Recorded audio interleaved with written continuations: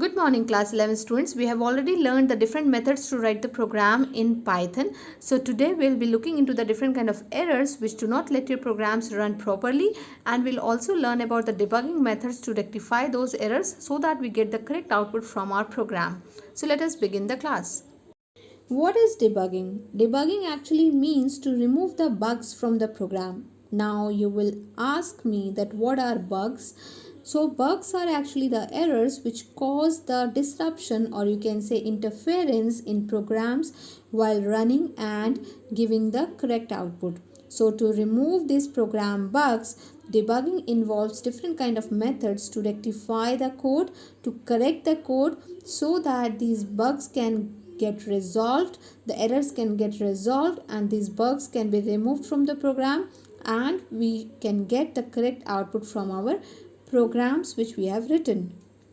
So students, let us talk about first of all the different kind of errors in the programs, then we will learn about the debugging techniques. So the first error falls under this category is compile time errors. These are the errors which occur during the compile time of a program.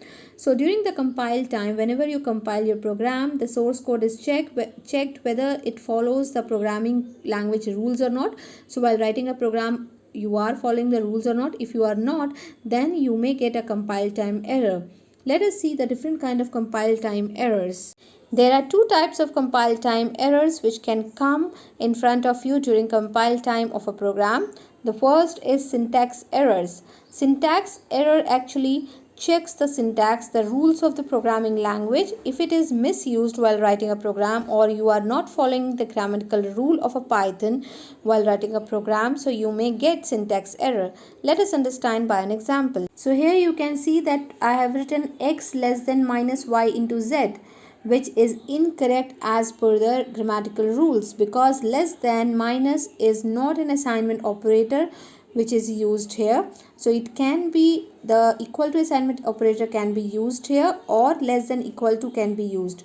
Otherwise this is not the rule and it is being misused. The grammatical rule is not followed, so that is why you might get the syntax error while compiling this program or while debugging this program.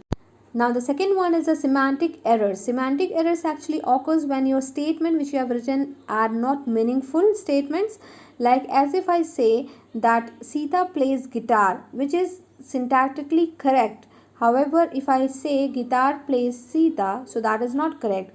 Same way, if you are violating the rules of the programming language and the statements are not meaningful, so it gives you the semantic error. Let us see the example here.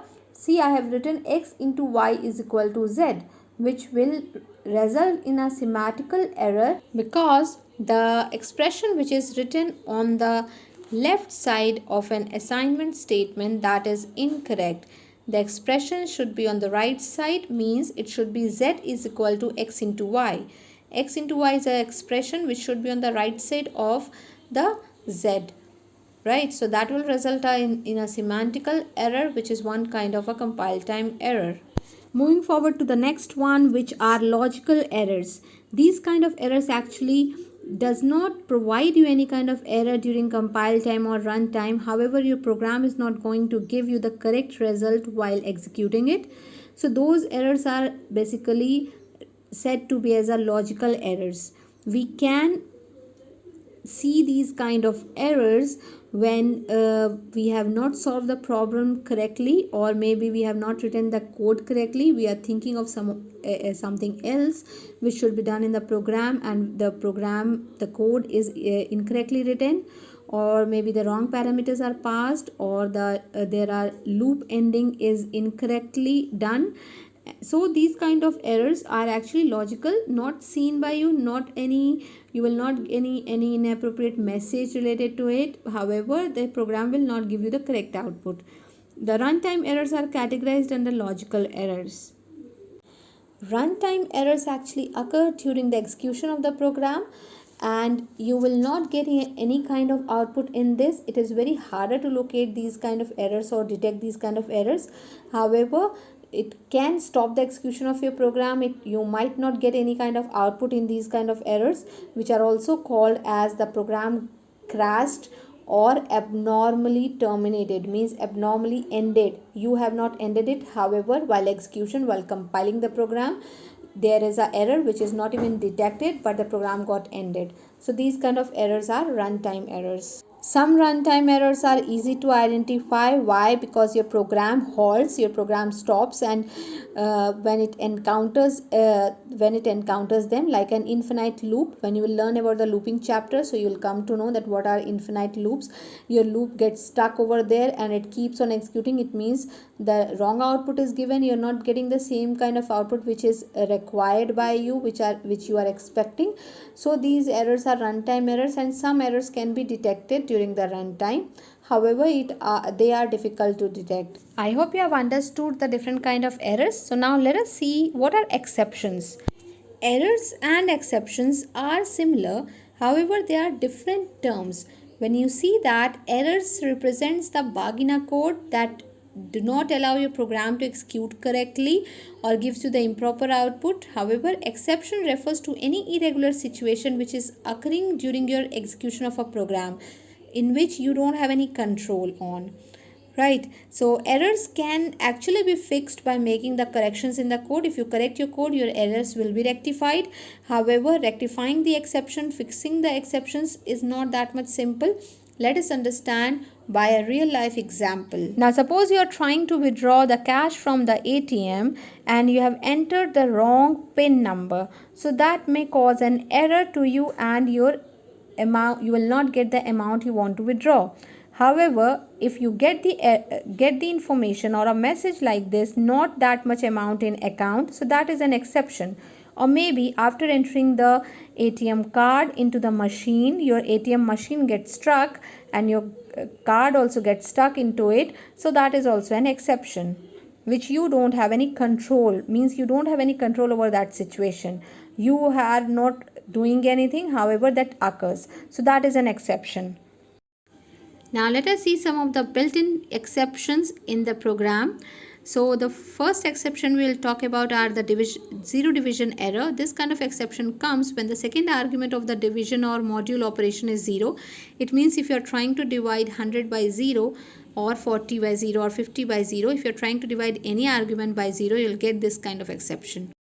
Type error. This kind of error comes when the operation or the function which is applied to the particular object or a variable is inappropriate type. It means if you're trying to find out the square root of a string type.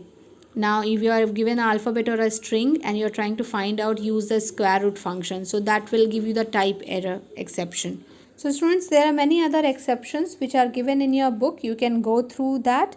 You will get to know that what kind of exception can come during the program, or while doing the practical also you will be able to see all the exceptions when it comes while writing the inappropriate program or any code. So now to solve these kind of error and exceptions, the most common technique to debug the error to make the program error free is to find out the origin of the errors. So how the error is occurred, or the most importantly, you can go through the code tracing technique. So this is the most commonly used technique which is being used for debugging the program, making it error free. The very useful technique which makes you you try to execute the code line by line. It means you write a single line of code, you try to execute it and see its effect on your variable, your objects, and then you write a second line of code. So this is called as a code tracing technique which will help you to debug your program line by line and make it error free altogether when you run it or compile it. So it will be error free at that moment of time if you go through the code tracing technique. That's all for today, students. I hope you have understood the debugging methods and the different kind of errors we have talked about in this video. In case of any problem, you can contact me. Complete your work related to the data handling chapter from the book. Complete all the notes in your fair copy, and we'll be doing some practical related to this chapter, and we'll start the next chapter in the next week. Till then, stay safe and happy. Thank you so much.